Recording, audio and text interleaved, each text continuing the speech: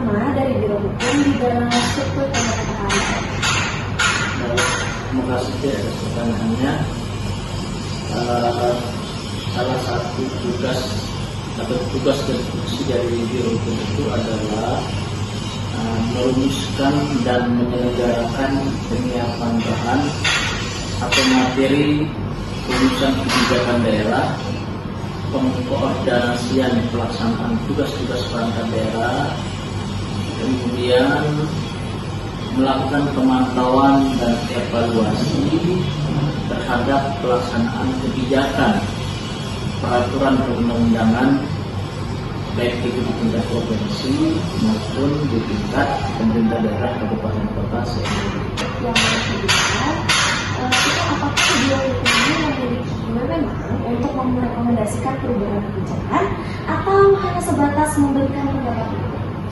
Ya, Biro Hukum itu bukan hanya mengeluarkan pendapat hukum, tetapi melakukan perumusan kebijakan daerah, khususnya kebijakan kepala daerah maupun wakil kepala daerah dan kebijakan dari kepala dinas atau kepala perangkat daerah di lingkup pemerintah provinsi. Misalnya, ketika ada perumusan terhadap rancangan peraturan perundang-undangan dalam bentuk peraturan daerah maupun peraturan gubernur, maka disitulah Biro Hukum melaksanakan tugas dan kewenangannya, yaitu melakukan analisa, melakukan kajian, melakukan sinkronisasi, melakukan harmonisasi terhadap draft rancangan perda yang disampaikan oleh perangkat daerah atau dinas perangkat daerah kepada Biro Hukum. Mungkin pertanyaan terakhirnya, jadi bagaimana sih Biro Hukum ini memastikan bahwa peraturan atau kebijakan yang dirancang tadi tidak bertentangan dengan kepentingan masyarakat? Ya, dalam proses pembuatan peraturan daerah atau produk daerah khususnya perda, sebelum perda itu diundangkan atau ditetapkan, draft rancangan perda itu diuji publik. Ada uji publik terhadap draft rancangan perda itu. Bentuk uji publiknya itu adalah bisa menggunakan pola FGD atau sosialisasi kepada masyarakat, atau sosialisasi melalui media massa, atau workshop. Nah, disitulah kita akan melihat atau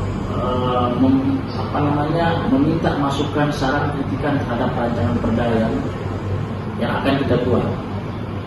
Nah, tidak bertentangan dengan nilai-nilai Pancasila maupun Undang-Undang Dasar Negara, dan perda itu juga tidak menghambat investasi. Ya, perda itu kita bisa tindakan atau kita tetapkan. Nah, baru perda itu kita sampaikan kepada gubernur dan DPRD. Nah, kalau dua lembaga ini sudah sepakat dan final terhadap materi muatan perda itu, melalui proses pembahasan, penyusunan pembahasan, kajian, kemudian harmonisasi, fasilitasi. Nah, setelah tahapan-tahapan itu secara regulasi kita lalui, maka perda itu bisa kita tetapkan dan undangkan. Jadi kesimpulan yang dapat saya sampaikan yaitu tugas dan wewenang dari Biro Hukum sendiri, yaitu yang pertama ada pengkoordinasian pelaksanaan tugas-tugas perangkat daerah, yang kedua melakukan pemantauan dan evaluasi terhadap pelaksanaan kebijakan peraturan perundang-undangan baik itu tingkat provinsi maupun kabupaten atau kota. Selanjutnya, Biro Hukum itu tidak hanya sebatas memberikan pendapat hukum saja, tetapi juga melakukan perumusan kebijakan daerah, khususnya kebijakan kepala daerah, wakil kepala daerah, kepala dinas, juga kepala perangkat daerah lingkup pemerintahan provinsi. Lalu bagaimana sih agar kebijakan dari Biro Hukum itu tidak bertentangan dengan masyarakat?